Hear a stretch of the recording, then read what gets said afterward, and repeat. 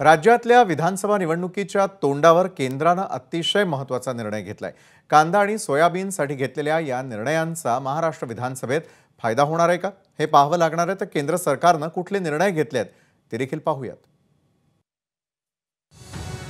कांद्यावर निर्यात मूल्य लावल्याने पोळलेल्या केंद्र सरकारने आता ताकही फुंकून पिण्याचा निर्णय घेतलाय। ऐन विधानसभा निवडणुकीच्या तोंडावर सोयाबीन, कांदा आणि कापूस उत्पादकांना खुश करण्याचा प्रयत्न केलाय। सोयाबीनची हमी भावाने खरेदी करण्याचा निर्णय घेतल्यानंतर सोयाबीनच्या कच्च्या तेलावर 20% आयात शुल्क वाढवले। बाजारात याचा तात्काळ परिणाम दिसला असून सोयाबीनचे दर वाढलेत। शेतकरी या तेलावर भाव वाढवला तसंच सोयाबीन सुद्धा वाढवायला पाहिजे सरकारने, तरच शेतकऱ्याला पुरल, नाही तर शेतकरी खूप संकटात येण्याची शक्यता आहे। जे तेलाचा कधी काळी स्वयंपूर्ण असलेला आपला देश आज आपल्या देशाला आयात करावे लागते ही लाजिरवाणी बाब आहे।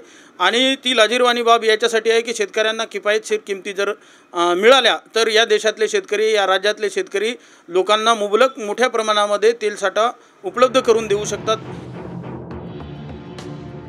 रिफाईन तेलावरचं आयात शुल्क 12.5% थेट 32% करण्यात आलंय।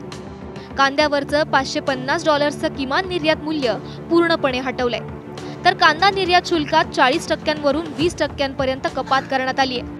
या सर्व निर्णयामुळे सोयाबीनचे दर वाढण्यास मदत होईल आणि त्याचा फायदा सत्ताधाऱ्यांना आगामी निवडणुकीत घ्यायचा आहे असा आरोप होतोय। यावरून आता राजकारणही सुरू झालंय। या शेतकऱ्यांची मागणी ही आज केंद्र सरकारने त्या ठिकाणी मान्य केलेली आहे आणि म्हणून मी केंद्र सरकारचे अतिशय मनापासून आभार मानतो, त्यांचं अभिनंदन करतो। भारतीय जनता पक्षाचे कृषी तज्ञ पाशा पटेल यांनी दौरे काढून 2013 मध्ये सोयाबीनला किमान 6,000 रुपये मूल्य द्या अशी मागणी केली होती। आज हे दोन्ही दिग्गज नेते या सोयाबीनच्या किमती 4,546च्या खाली आहेत। MSP देखील आज कुणी देत नाही। आता तुम्ही तोंड लपून कुठं बसलाय? राज्यातल्या कांदा, सोयाबीन, कापूस उत्पादकांनी अनेक वेळा आंदोलनं केली, मात्र सरकार दरबारी निराशाच दिसून आली।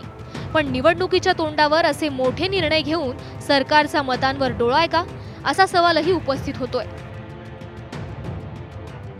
कापसाच्या दरवाढीच्या संदर्भामध्ये सुद्धा सूत निर्यातीला प्रोत्साहन द्या आणि आयात निर्यातीच्या धोरणात बदल करा अशी आमची मागणी आहे। या आंदोलनाच्या इम्पॅक्टमुळे एक मागणी मान्य झाली, परंतु इतर मागण्या अजून मान्य होण्याच्या बाकी आहे। त्यामुळे रिझल्ट मिळेपर्यंत आंदोलन आम्ही सुरूच ठेवणार आहोत। कांद्यावर तर अजिबातच निर्यात मूल्य असायला नको, हे केंद्र सरकार कांदा उत्पादक शेतकऱ्यांशी खेळते आहे।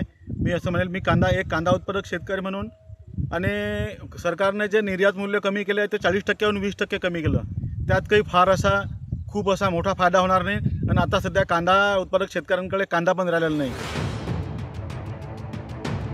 सरकारच्या हेतूवर जरी शंका असली तरी या निर्णयाचा काहीसा फायदा शेतकऱ्यांना होणार आहे। मात्र कांदा, सोयाबीन आणि कापूस उत्पादकांचे प्रश्न सोडवण्यासाठी प्रलंबित असलेले अनेक निर्णय घेतले जाणं गरजेचं आहे। संदीप जेजूरकर, ABP माझा, नाशिक। ABP माझा, उघडा डोळे बघा नीट।